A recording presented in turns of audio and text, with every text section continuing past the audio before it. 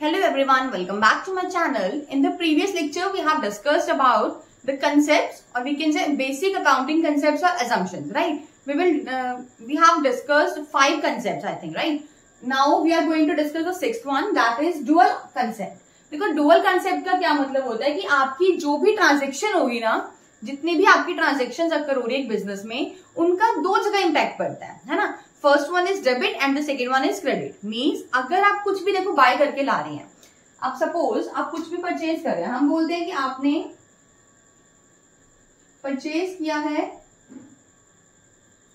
कोई भी asset purchase किया है, एसेट में आप ले लो कि आप लैंड परचेज करके आए हैं, ठीक है, आपने किया। तो अब जब आप इसको रिकॉर्ड करेंगे ना, तो इसकी एंट्री क्या होती है, land account debit to cash account. Debit हम यहां लिखते हैं, ठीक है। तो लैंड क्या हुआ आपका, लैंड को आपने डेबिट किया है। और सेकेंड मतलब देखो जब लैंड परचेज कर रहे हैं तो लैंड आ रही है, तो डेबिट व्हाट कम्स इन, या आपके रूल्स आएंगे फर्दर तो आपको अच्छे से आएगा, ठीक है। बस अभी आप ये समझो कि हर एक ट्रांजेक्शन का 2 जगह इफेक्ट होता है। लैंड आ रही है तो आपने उसको डेबिट कर दिया, जब आप लैंड बाय करते हैं, परचेज करते हैं, तो आपके हाथ से तो कैश जा रहा है ना, तो आपने उसको क्रेडिट कर दिया, व्हाट गोज आउट, ठीक है। तो ये कंसेप्ट सारा इसी के ऊपर बेस्ड है। ये क्या कहता है कि आप जो भी ट्रांजेक्शन अक्कर होगी आपके बिजनेस में, उन सभी ट्रांजेक्शन का 2 इफेक्ट होंगे, ठीक है, एटलीस्ट 2 इफेक्ट्स। और ऐसा क्यों होता है, क्योंकि जो हमारी अकाउंटिंग होती है ना, वो डबल एंट्री सिस्टम के ऊपर बेस्ड होती है, ठीक है। चलो अब एक बार पढ़ते हैं क्या लिखा है। According to this concept, every business transaction is recorded as having dual aspect, ठीक है। In other words, every transaction affect at least 2 accounts. If one account is debited, अगर आप किसी one account को डेबिट करते हैं, then any other account must be credited. कोई दूसरा अकाउंट आपका क्रेडिट होना ही चाहिए, तभी आप कह सकते हैं कि हमारी ट्रांजेक्शन्स अच्छे से रिकॉर्ड हुई है, ठीक है। देखो एंड में ना आप क्या करते हैं, बैलेंस शीट प्रिपेयर करते हैं। यही रीजन है कि आपकी जो बैलेंस शीट की 2 साइड्स होती है ना, एसेट्स एंड लायबिलिटीज, वो इक्वल आते हैं। क्यों? क्योंकि आप हर ट्रांजेक्शन को 2 जगह रिकॉर्ड करते हैं, उसका इफेक्ट 2 साइड्स पड़ता है, debit as well as credit, right. The system of recording transactions based on this concept is called as double entry system. Obviously आप एक ट्रांजेक्शन की एंट्री कहां कर रहे हैं, डबल कर रहे हैं, that's why it is known as the double entry system. Clear? It is because of this principle that the 2 sides of the balance sheet, यही हमने बोला है कि जो 2 साइड्स होती हैं बैलेंस शीट की, आर ऑलवेज इक्वल। यही रीजन है कि आपकी बैलेंस शीट की दोनों साइड्स क्या होती हैं, इक्वल होती हैं। And the following accounting equations will always hold good at any point of time. देखो जब भी आप सपोज आप कोई भी बिजनेस कर रहे हो, आपने हम देखा कि आप कोई भी ट्रांजेक्शन्स को 2 साइड इफेक्ट से रिकॉर्ड कर रहे हो, है ना, डेबिट क्रेडिट, तो ये आपकी इक्वेशंस हमेशा सही होंगी किसी भी टाइम पर, किसी भी सिचुएशन में। क्या है, assets always equals to liabilities plus capital.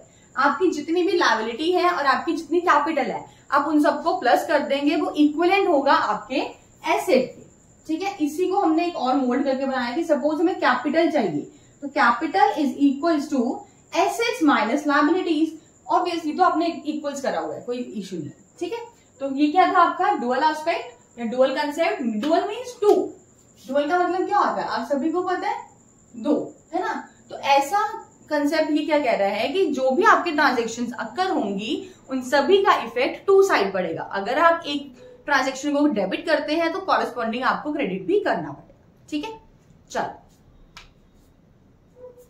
Next one is revenue recognition, और we can say revenue realisation concept, ठीक है। इसको पढ़ने से पहले हम एक छोटा सा एग्जांपल लेते हैं। सपोज कोई भी मिस्टर एक्स पर्सन है या मिस्टर ए पर्सन है, उन्होंने किसी बिजनेस को ऑर्डर प्लेस किया है 1 जनवरी को, ठीक है। बट अब 1 जनवरी को आप ऑर्डर प्लेस कर रहे हो, क्या आपको उसी दिन ऑर्डर रिसीव हो जाएगा? नो, आपको कुछ टाइम लगता है। तो बिजनेस ने गुड्स डिलीवर करे हैं 20 जनवरी को, ठीक है। अब यहाँ पे थोड़ा 20 डेज का गैप आ गया आपका। 1 जनवरी को ऑर्डर दिया था मिस्टर ए ने, बट बिजनेस ने मिस्टर ए को गुड्स डिलीवर किए हैं 20 जनवरी को। अब यहाँ पर ये क्वेश्चन हो सकता है राइज कि क्या मिस्टर ए ने 20 को ही पेमेंट कर दी? हो भी सकता है और नहीं भी। हमारे एग्जांपल में जो मिस्टर ए है वो 1 अप्रैल को पेमेंट कर रहे हैं, है ना। तो अब यहाँ पे सबसे बड़ा जो कंफ्यूजन वाला है वो क्या है कि आप कब रिकॉर्ड करोगे, जब उसने ऑर्डर प्लेस किया तब, या उसको गुड्स मिले हैं तब, या जब उसने पेमेंट की है। आप रिकॉर्ड कब करेंगे? देखो एक्चुअल में तो रेवेन्यू आपको इस डेट पे मिल रहा है ना, रेवेन्यू तो आपको 1 अप्रैल पे मिल रहा है। रेवेन्यू मीन्स आपकी इनकम जो हो रही है ना सेल करने से, तो रेवेन्यू आपको 1 अप्रैल से मिल रहा है। तो अब बिजनेस क्या करेगा, 1 अप्रैल को रिकॉर्ड करेगा ट्रांजेक्शन, या फिर जब उसके पास ऑर्डर आया है, या उसने जब गुड्स को डिलीवर कर दिया। ठीक है, तो ये जो आपका कंसेप्ट है रेवेन्यू रिकॉग्निशन या रियलाइजेशन कंसेप्ट, ये आपको यही बताएगा कि when to record the particular transaction. ठीक है, अब क्या कहते हैं ये, जिस भी डेट को आपने टाइटल और ऑनरशिप ट्रांसफर कर दी है बायर को, ट्रांसफर्ड टू बायर, उसी दिन आप उसे रिकॉर्ड कर लेंगे। ठीक है, हमने ये नहीं देखना कि हमारे पास ऑर्डर कब आया है, हमें पेमेंट कब रिसीव हुई है। आपने क्या देखना है, जिस दिन आप क्या कर रहे हो, टाइटल या ऑनरशिप ट्रांसफर कर रहे हो। किसकी टाइटल ऑनरशिप? गुड्स की। ठीक है, गुड्स के टाइटल या गुड्स की जो ऑनरशिप है, जब आप ट्रांसफर कर देते हो टू द परचेजर और बायर, आप उसी डेट को अपनी ट्रांजेक्शन्स को रिकॉर्ड करेंगे। ठीक है, चलो अब एक बार पढ़ लेते हैं रेवेन्यू रिकॉग्निशन रियलाइजेशन कंसेप्ट क्या कहता है। देखो सबसे पहले तो ये बताओ रेवेन्यू क्या होता है। आपने बिल्कुल बेसिक अकाउंटिंग टर्म्स में रेवेन्यू वर्ड पढ़ा हुआ है ना, तो आप खुद बताओ रेवेन्यू क्या है। Revenue is earn by sale of goods and services, या फिर आप देखो अगर आप कुछ भी सेल कर रहे हो तो आपको जो मिल रहा है वो आपका रेवेन्यू है, या आप सर्विसेज प्रोवाइड कर रहे हैं देन आपको कुछ रिसीव हो रहा है, that will be your revenue. ठीक है, एक तरह से आपकी इनकम होती है, इन शॉर्ट हम बोल सकते हैं, जो आपको गुड्स को सेल करने पर या फिर सर्विसेज को प्रोवाइड करने पर आपको मिलता है। ठीक है, नेक्स्ट देखो कंसेप्ट ऑफ रेवेन्यू रिकॉग्निशन हम क्यों पढ़ते हैं, इसलिए पढ़ा जाता है क्योंकि ये आपको डिटरमाइन करके बताता है टाइम और particular period in which the revenue is realised. Realise मतलब कब आपको रिसीव हो रहा है। ठीक है, then revenue is deemed to be realise. अब ये बता रहे हैं कि रेवेन्यू कब माना जाएगा कि रियलाइज हो चुका है, व्हेन द टाइटल और the ownership, when the title और ऑनरशिप ऑफ, किसकी ऑनरशिप? गुड्स की, the goods has been transferred to the purchaser and when legally become liable to pay the amount. देखो 3 कंडीशंस बताई हैं उन्होंने कि जब आप ट्रांसफर कर देंगे गुड्स के टाइटल को या गुड्स की ऑनरशिप को, या फिर गुड्स ट्रांसफर हो जाएंगे हमारे परचेजर के पास, और जब आपका परचेजर लायबल हो जाएगा टू पे द अमाउंट।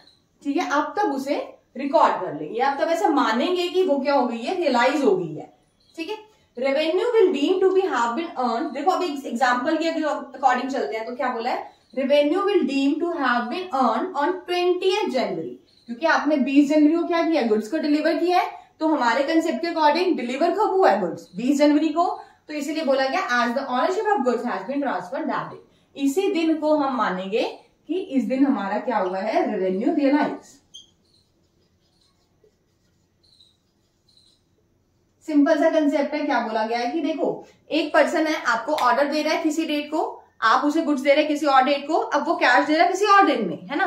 तो अब क्वेश्चन मार्क यहाँ पर ये होता है कि आप उसे रिकॉर्ड कब करेंगे, तीनों डेट्स में से आप उसे कब रिकॉर्ड करेंगे। सिंपल सा आंसर है, when you transfer the title और ownership of goods then you have to record. ठीक है, उसी डेट पर, जैसे हमारे इस एग्जाम्पल में क्या है, 20th जनवरी को टाइटल को ट्रांसफर किया गया, तो आप 20th को रिकॉर्ड करेंगे, ना कि 1st को, ना कि 1 अप्रैल को। आपने ये नहीं देखना कि आपको कैश कब रिसीव हो रहा है, नो, जिस दिन आपने उस गुड्स को ट्रांसफर कर दिया है टू द बायर, आपने ऑनरशिप उसे दे दी है, आप उसी दिन मान लेंगे कि मुझे रेवेन्यू मिलेगा, और आप उसी दिन आप उसे रिकॉर्ड करते हैं।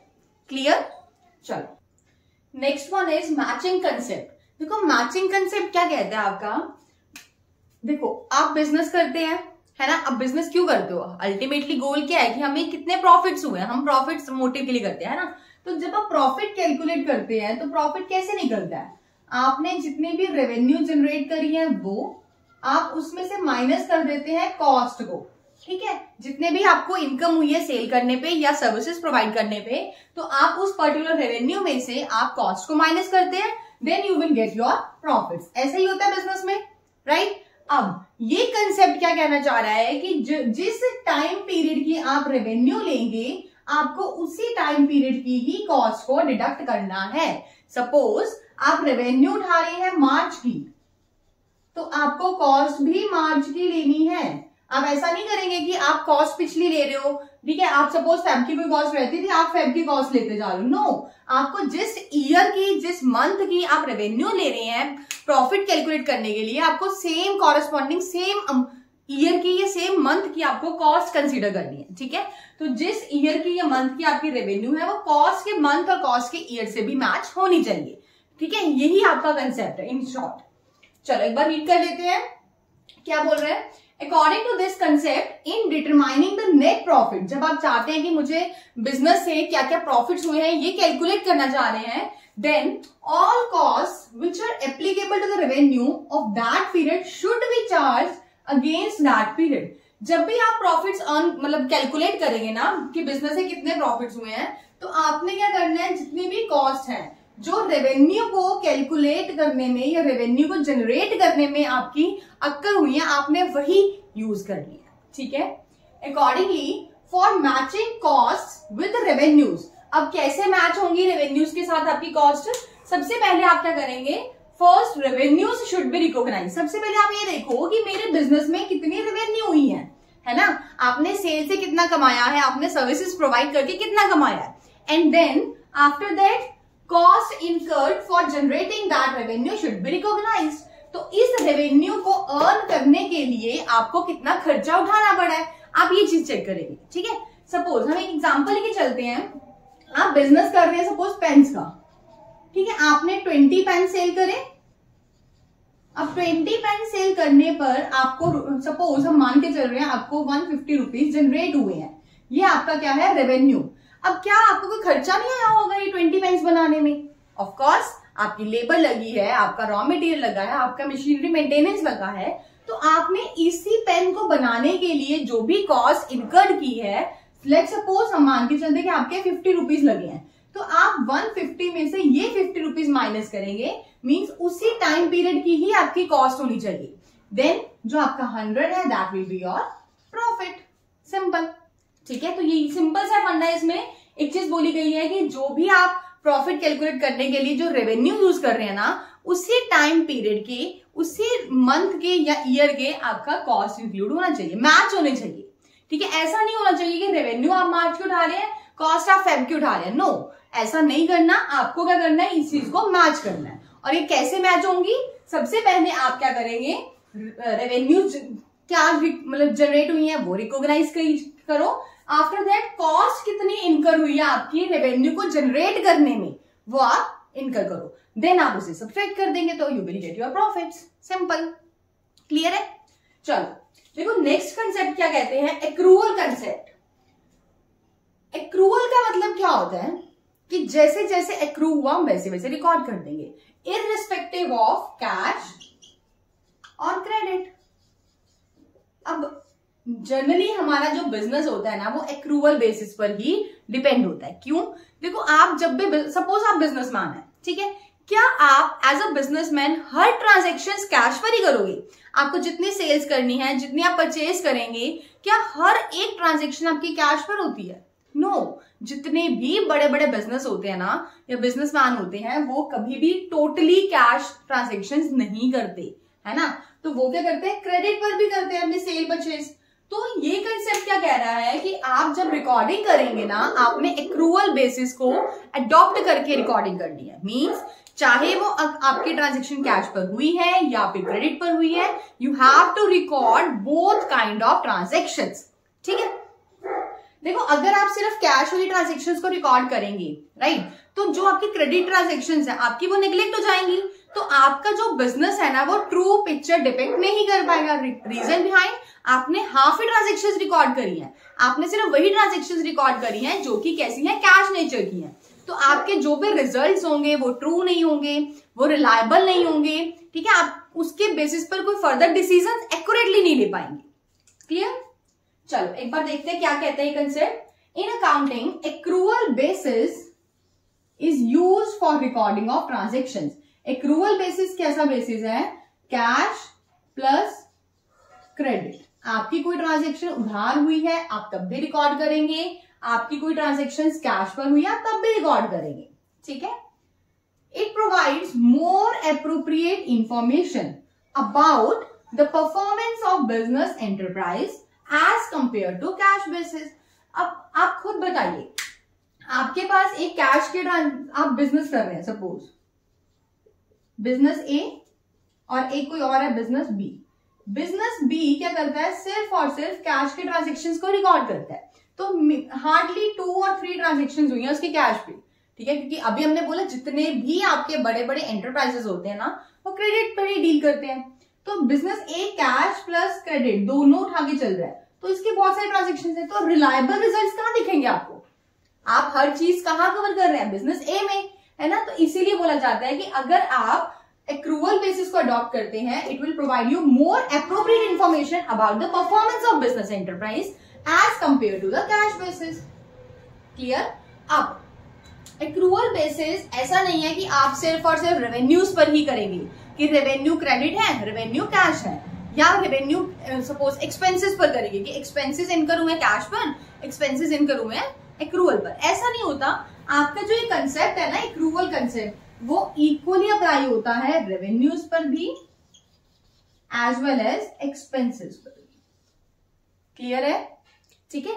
अब आपको यहाँ से एक हिंट मिल गया होगा कि ये कंसेप्ट्स कहते क्या है ना। तो बाकी आप जब अपनी बुक्स में से रीड करेंगे तो आपको डीपली क्लियरली समझ आ जाएगा। क्लियर। चलो अब नेक्स्ट करते हैं ऑब्जेक्टिविटी कंसेप्ट। देखो ऑब्जेक्टिविटी का मतलब क्या है, ऑब्जेक्टिव का मतलब यहां पर होता है अकाउंट्स में विदाउट एनी पार्शियलिटी,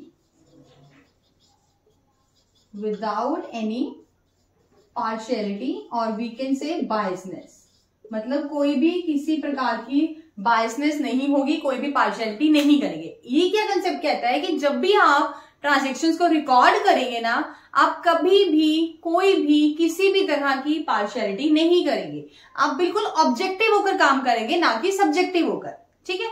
अब क्या कहते हैं ये, according to this concept accounting transactions should be recorded in an objective manner. Transactions को कैसे रिकॉर्ड करना है आपने, ऑब्जेक्टिव मैनर में, ठीक है। अब ऑब्जेक्टिव मैनर का क्या मतलब है, free from personal bias of, या तो मैनेजमेंट की पर्सनल बायस से फ्री होना चाहिए, या फिर अकाउंटेंट जो अकाउंट को प्रिपेयर करता है, ठीक है। मींस मैनेजमेंट को भी कोई पार्शियलिटी नहीं करनी, प्लस जो अकाउंट्स को प्रिपेयर कर रहा है दैट इज अकाउंटेंट, ठीक है। इन दोनों को ही कोई भी किसी भी काइंड की पार्शियलिटी नहीं करनी है। जो भी काम करेंगे that must be free from personal biasness. Clear. अब ये पर्सनल बायसनेस से फ्री कैसे होगा, कैसे आप बोल पाएंगे कि ऑब्जेक्टिव है, अगर आपकी हर एक ट्रांजेक्शन सपोर्टेड होगी by the verifiable documents and vouchers, ठीक है। मींस आपने जो ट्रांजेक्शन्स रिकॉर्ड करी है उसके कॉरेस्पॉन्डिंग आपका बिल हो, है ना, तो आपके लिए वो प्रूवेबल है। आप बता पाएंगे कि ये ट्रांजेक्शन्स हुई हैं, ये इसके अगेंस्ट हमारे पास बिल पड़ा है, तो कुछ भी फ्रॉड नहीं होगा, है ना। तो अब वो आपके वाउचर्स, इन वेरीफाइबल डॉक्यूमेंट्स कौन कौन से हो सकते हैं, लाइक आपका कैश मेमो है, ठीक है, कोई इनवॉइसेस हो गई, कोई सेल्स बिल्स हैं, कोई पेइंग स्लिप कॉरेस्पॉन्डिंग, या कोई भी अगर एग्रीमेंट पड़ा है तो आप इन सभी को अटैच साथ में कर सकते हैं, ठीक है। तो आई होप आपको समझ आ गए होंगे। देखो अभी तक हमने बेसिकली 10 कंसेप्ट डिस्कस किए हैं। फर्स्ट है आपका बिजनेस एंटिटी कंसेप्ट, एक बार देख लेते हैं छोटे छोटे से। फर्स्ट क्या किया हमने, बिजनेस एंटिटी कंसेप्ट, है ना। ये क्या कहता है कि बिजनेस की आइडेंटिटी और उसके ऑनर्स की आइडेंटिटी अलग अलग होती है, ठीक है। देन हमने क्या किया, money measurement concept.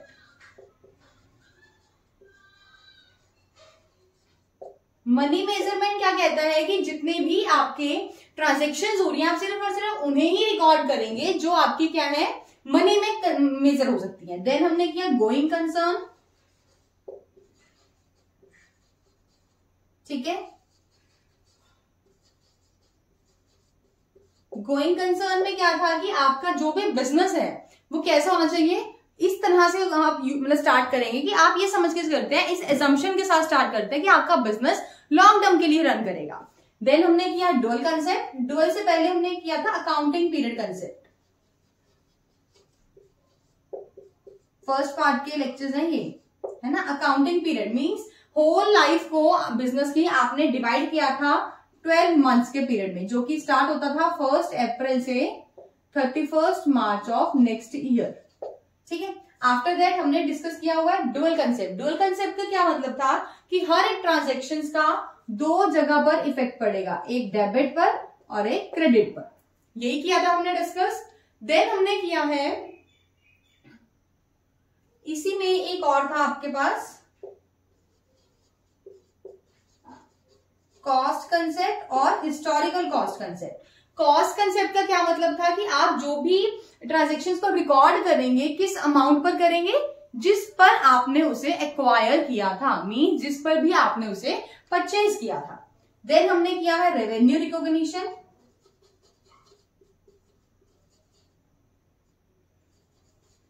Revenue recognition concept में क्या था कि आप कब रेवेन्यू को रियलाइज मानेंगे, आप कब मानेंगे कि रेवेन्यू को जनरेट हो गया और हमें इसे रिकॉर्ड करना है, जब आपके टाइटल या फिर ऑनरशिप को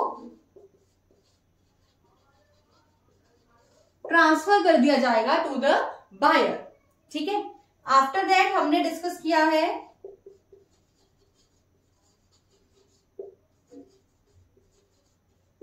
मैचिंग कंसेप्ट। मैचिंग कंसेप्ट में क्या बोला गया था कि जितने भी आपकी ट्रांजेक्शन्स हुई हैं, है ना, जो भी आप प्रॉफिट कैलकुलेट करेंगे उस ट्रांजेक्शन से, आप क्या करते हैं, रेवेन्यू माइनस कॉस्ट करते हैं। अब रेवेन्यू माइनस कॉस्ट आपकी क्या, जिस ईयर की आपकी रेवेन्यू है उसी ईयर का आपका कॉस्ट होना चाहिए, या फिर हम ये कह सकते हैं जिस मंथ की आपकी रेवेन्यू है उसी मंथ का आपका क्या होना चाहिए, कॉस्ट होना चाहिए।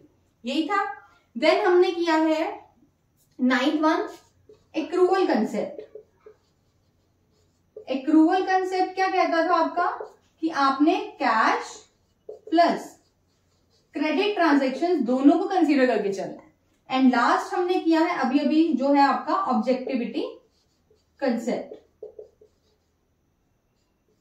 ऑब्जेक्टिविटी का मतलब होता है विदाउट एनी पार्शियलिटी, कोई भी पार्शियलिटी नहीं होगी at the end of management and at the end of the account, ठीक है। तो ये आपके कुछ बेसिक अकाउंटिंग कंसेप्ट्स हैं जो कि हर बिजनेसमैन को फॉलो करने होते हैं, अडॉप्ट करने होते हैं, सो दैट वो यूनिफॉर्मली अपने बिजनेस को कंडक्ट कर सके, है ना। और अपने बिजनेस की जो भी ट्रांजेक्शन्स हैं, जो भी आपके उनके अकाउंट्स अक्कर हो रहे हैं, उन्हें आप कंपेयर कर पाओ इजीली, है ना, ठीक है। I hope you like this video, अच्छे से समझ आ गया होगा, बट स्टिल अगर कोई डाउट है तो आप कमेंट सेक्शन में बता सकते हैं। Thank you and have a nice day.